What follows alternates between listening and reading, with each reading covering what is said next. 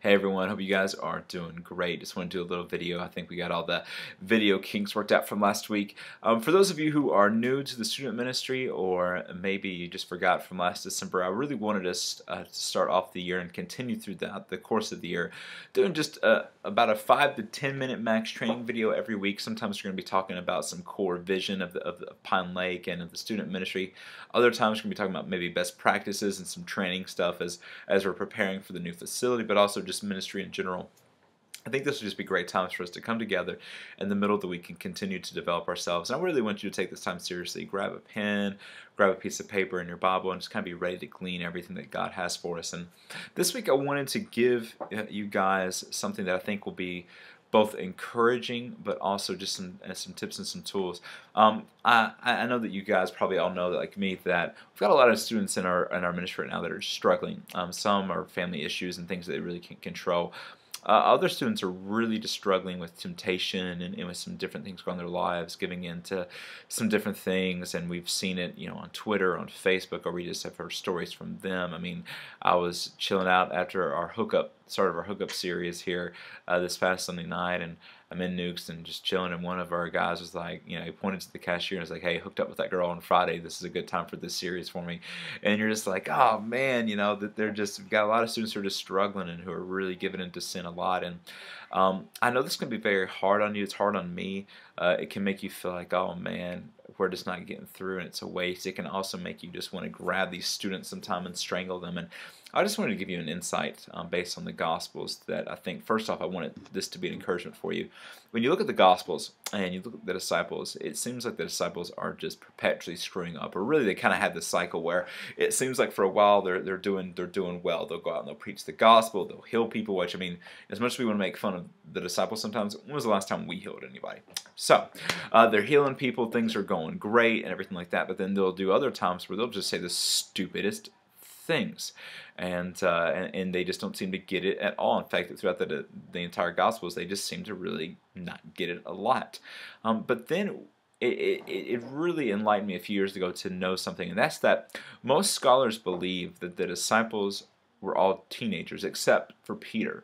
The reason they believe this is because at one point in the Gospels, Jesus tells Peter to go pay the temple tax for himself and for Jesus. The temple tax was reserved for people who were about 18 or 20 or older. So everybody that is a child or is a teenager gets in free. Now, it would be weird for Jesus to tell Peter to go pay theirs, but not the other disciples, unless all the disciples are under that age, and so they're all teenagers. Also, rabbis in this time, which Jesus was a rabbi, most of their disciples were all very young, children, teenagers. And so that's led most scholars to believe that disciples, with the exception of Peter, were all teenagers. Which it seems to make sense then that, man, they have these periods where they do things great, just like our teenagers do, but then they'll have these other times where, like, man, do they even believe at all? Are these people just stupid? I want to strangle them, and all that kind of stuff. And I think that should encourage you, should encourage me on a few levels. I mean, man, look at the disciples for 3 years, not for 3 days, not for 3 months, but for 3 years, they are with Jesus physically, and yet they don't get it. And they struggle, and they screw up, and they have failures, they sin. I mean, my gosh, look at Peter, just leave Jesus hanging and completely betrays him at the end. In fact, that really led to me to one of my cool observations. Here is not only Peter, but all the disciples, they just leave Jesus, abandon him at the end. It's their greatest failure in those 3 years. But then about 40 to 60 days later, here they are, Pentecost, bam, started the most incredible movement in the history of the world. So 40-day, 60-day difference, and it went from their greatest failure to them being a part of the greatest movement. And I think that should encourage you. I think that should encourage you that even though sometimes it doesn't seem like you're getting through, you are getting through. It just doesn't happen at the speed that we want it to. I think we need to remember the parable of the 4 soils. I was reading it in L3 a few weeks ago, and while we're reading Mark, and I think we would never say this, but I think we all, deep down in our ministry hearts, love the shallow soil. That was the soil where it sprouted up quickly, and how Jesus said there's some people who believe really quick and with joy, but then over time they kind of fade away. I think, though, a lot of times we love those people because they affirm us in our ministry. Like when we're teaching or when we're leading a small group and then bam, they just get it. We love it. It affirms us. It strokes our ego. But then it's hard because what happens when they fall away?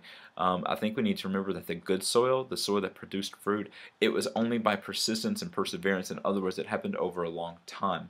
And so first, just to encourage you, I mean, our students are not going to get it overnight. They're teenagers, just like the disciples. However, just like the disciples, if we persevere with them, if we're patient with them, if we show love and grace the way Jesus did to the disciples, I think that our students can go and can be just like the disciples, where they could go from a moment of their greatest failures to a moment where they could have their greatest successes and be on fire for Jesus like we've never seen. If he could do it with the disciples, with the 12, really the 11, why can't he do it with ours? So I hope that just encourages you a little bit to know that even though it seems like sometimes our students aren't getting it, that they're just like the disciples. They didn't get it either. And in fact, if we were honest, we don't get it half the time, and we didn't get it when we were teenagers. So I hope that just encourages you. You're making a difference. Keep planting the seed. Keep ministering to them like Jesus did. Jesus never gave up. He stuck with them even when they were stupid. Stick with your students even when they do stupid things or say stupid things. Keep with them. Don't give up. So that's a little encouragement. But also, just real quick, another minute or two, let me just give you a couple of tips and tools for when this happens.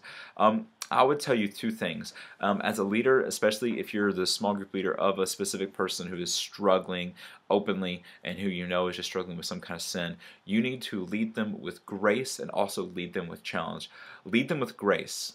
Lead them with grace. Make sure that they know that you love them. Make sure that you know that you're not there to judge them. It's not about you being better than them. Make sure that they know that you love them and you want what's best for them. But also, I will say, lead with challenge. Don't be afraid to go to that student and challenge them to be better than what they are in that given moment. Now, when they screw up, that does not define who they are. In fact, that's the way I would approach with it. If my student in my small group was struggling, for example, if they were talked about smoking or cursing, if they went out and gave a party, or that kid who talked to me the other week, I don't even know if I mentioned this, but I mean, we were doing the hookup series, and then all of a sudden we were on there on Sunday night after the first teaching session of hookup, and here he says, "Hey, I hooked up with this girl that was actually the cashier at Nukes." What do you do with that? I think here's what I would do. You want to lead with grace and lead with challenge. So I would go to that person and I would just say, "Listen, I've noticed you've been struggling. You've said some things on Twitter, or I've heard some other things. I love you. I am here for you no matter how many times you screw up.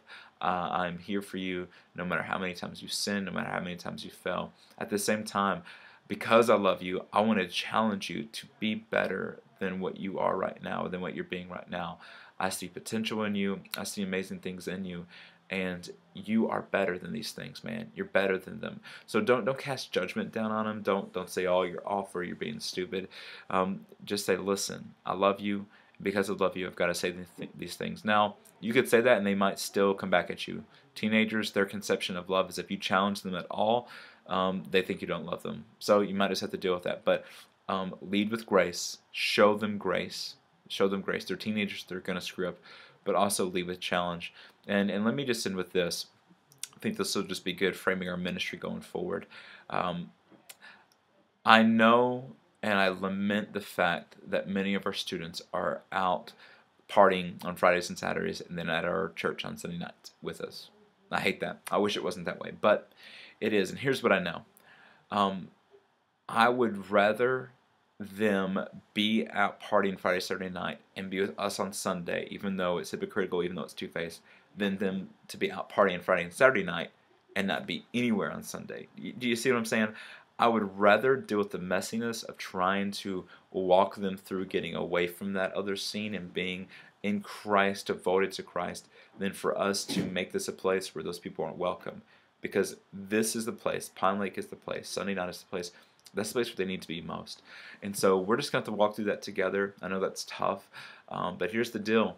We talk all the time about salvation, and one of the metaphors used in the New Testament is the idea of new birth. Well, birth is messy. Birth is messy. And so we're going to have students who are going to screw up and who aren't going to get it. We just need to show them love and grace and continue to challenge them to rise above above the things they're doing and to be all that Christ has made them to be. So let's do that together. Let's remember that our teenagers are just like the disciples. They're young. They're going to screw up. Let's be patient. Love on them. Know that you're making a difference. Know that it's going to come through. And I just want you guys to take a minute after this video stops and just pray for the students in your group. Pray that they would really, really, really just come alive with the passion for Christ, and that they wouldn't do the whole I'm going to go out on Friday, Saturday night, or I'm going to have this other life here and then a life at church. And pray for them to be single-heartedly devoted to Christ.